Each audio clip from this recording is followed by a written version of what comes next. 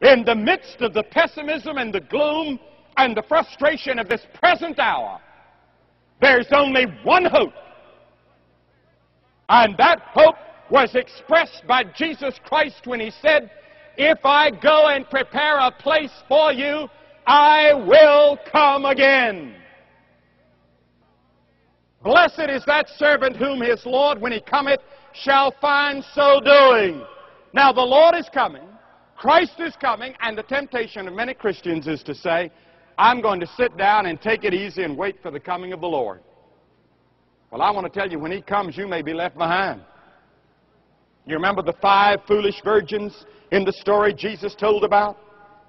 They thought the Lord had waited and waited and waited, and they got a little tired.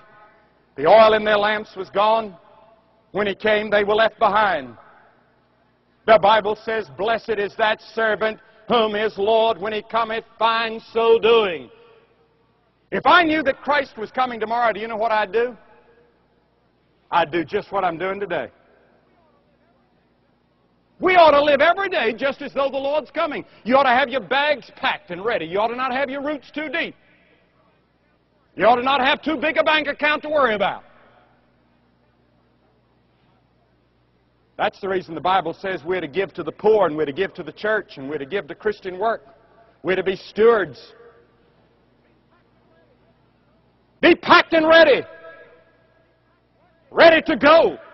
Working. Winning others to Christ. Witnessing for Christ. Doing all we can to help our neighbor. And above all, loving